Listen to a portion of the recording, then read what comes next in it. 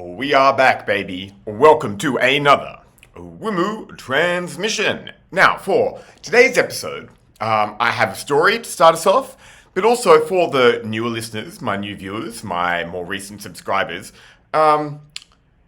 just a very little tidbit as to why I'm doing what I'm doing. Is money my motivator? Absolutely not. Is external validation my motivator? Clearly not. What is my motivator? To quote Dante's Divine Comedy, to aid the world who lives all wrong.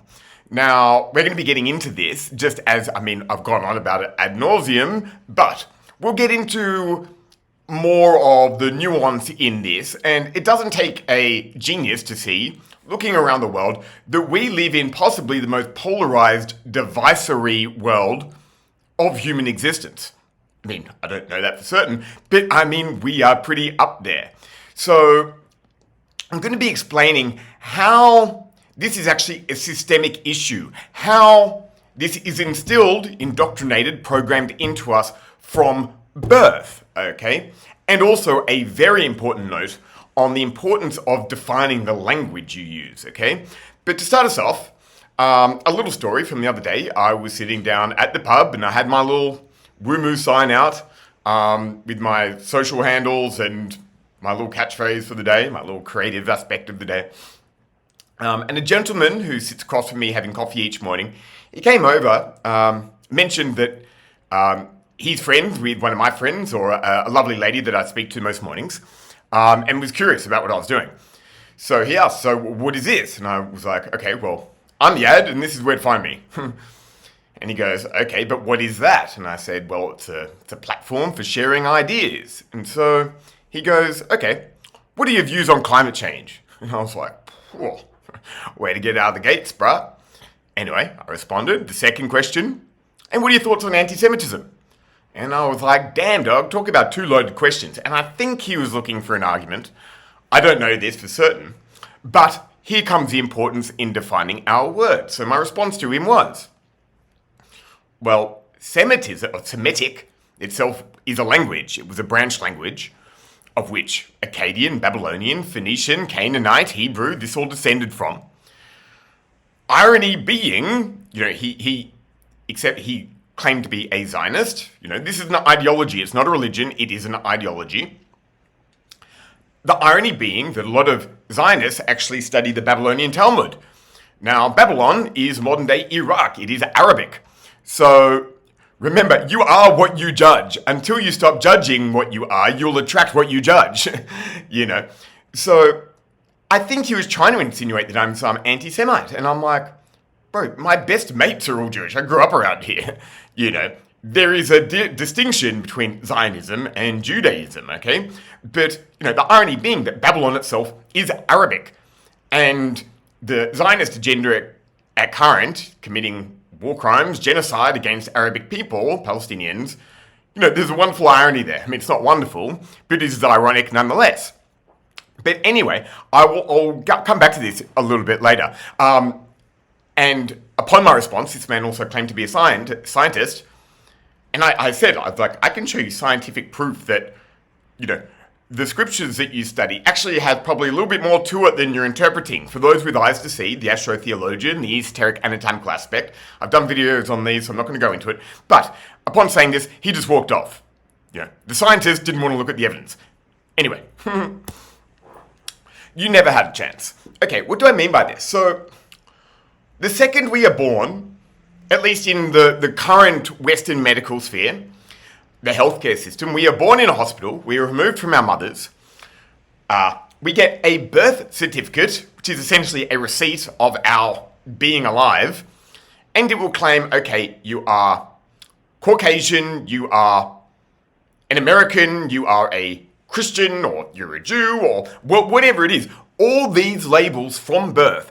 So the second, before we've even left hospital, we have been given an identity, okay? Remember, now ego is in which what we identify as. It's the beliefs in which we identify. It's a brand in which we want the world to perceive us by. But how does this brand come about? Well, it comes about the second you're born. It is a systemic product, okay? So you never had a chance to think otherwise. You get baptized. Okay, yes, I am this.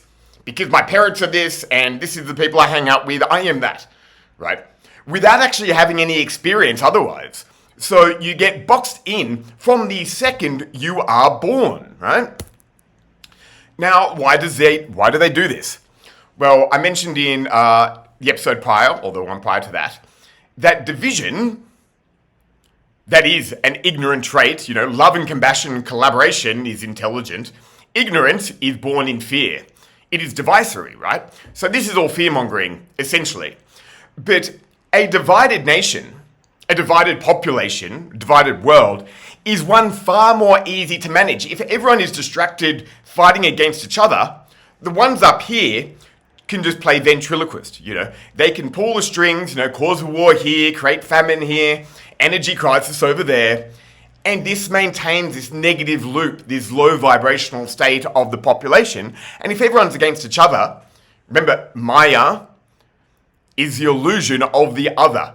Understanding it under a non-dualistic philosophical view, we are all part of the one. We are all aspects of unity consciousness. We are God itself experiencing itself. I don't like the word God, but nature, source, whatever you want to call it. We are it.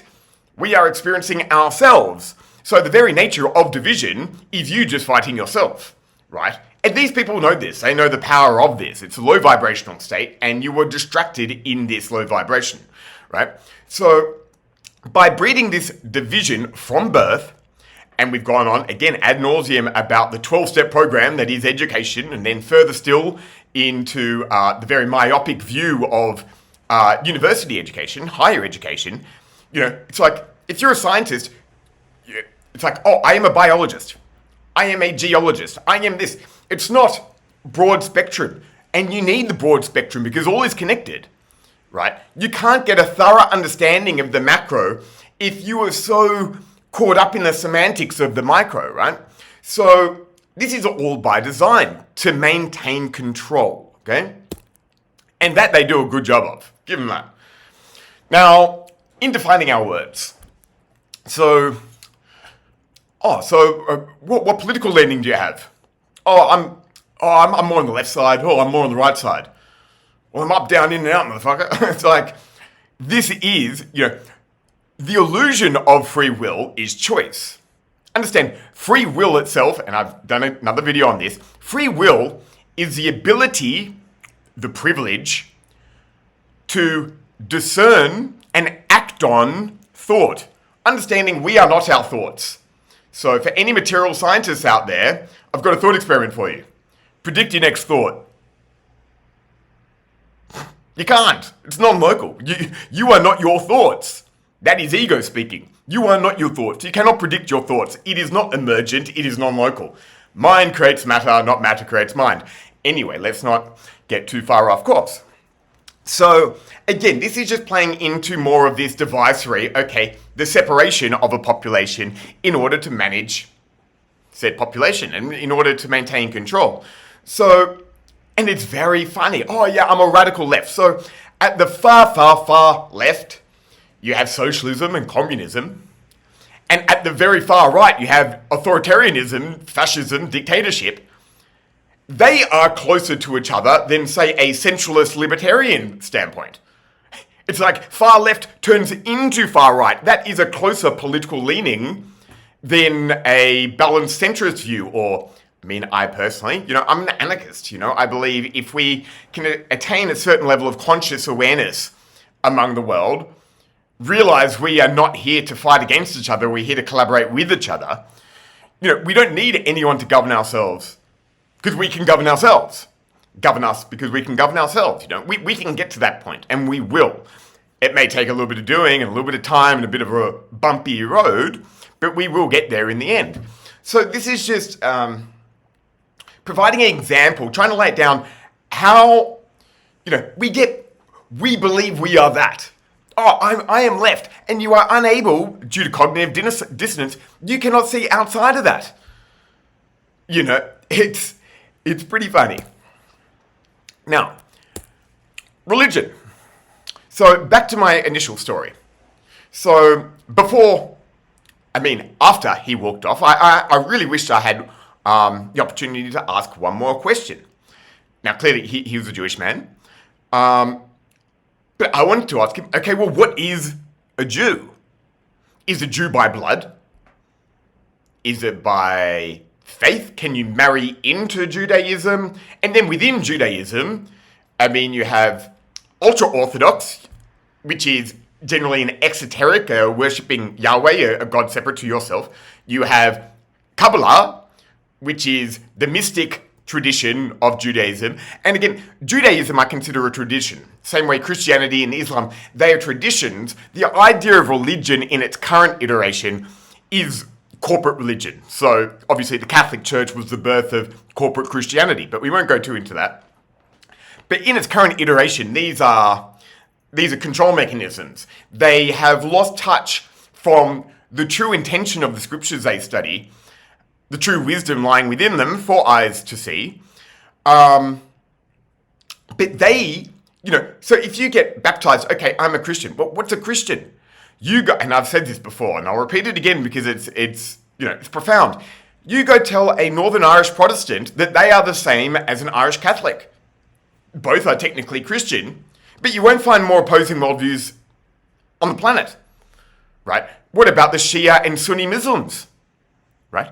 They constantly at war, and then you have the Sufi mystic arm of that, which is non-dual, Again, with Judaism, you have the ultra-Orthodox and you have inverse Judaism, Sabbatean Frankism. You have non-practicing Jews living in Israel, which most of Tel Aviv is. In fact, most of Israel are non-practicing Jews. And it's just, we're so quick to label that you are this, that, and the other without even defining the words that we use. If I say, bear with me 1 second, I don't mean I've got a fucking grizzly bear next to me. Depending on the context and the intention behind the words used, this is why it's important to understand what word you're using, the definitions of them, specifically the etymological root of them. You don't need to go too far, but it always helps if you're going to throw around these divisive terms and, these inflammatory terms in the context in which they are used, you better know how to fucking define them, right? So what are you? And this is an uncomfortable question to ask people. It's like, I am this, but what does that mean? And are you just that? Or are you all of that? And this is my personal belief, Brahman within the Hindu culture. This is that. All that is, existence and non-existence, everything. We are just experiencing ourselves. So, this is food for thought. This is something to ponder. If you really dive down, this is esoteric, internal. Think about this, and try and put judgment aside, cognitive bias aside, and maintain an open mind. Because often we don't believe things because we don't want to believe them. But what are you really? You're only limiting yourselves through labels, all right? Leads me to the next point. And I've used this before. It's far easier to make a fool of someone than have them accept they've been made a fool of themselves, okay? So how do we get past all this shit fight that we currently find ourselves in of, this eschatological war in which people are literally trying to bring about end times and just all this crazy nonsense. Like, it's absolutely insane. Says me. That's crazy. I'm crazy, but that's even crazier. So, how do we get past this? Well, first, we must, and again, this comes into the shadow self, Jungian psychology that I've mentioned before.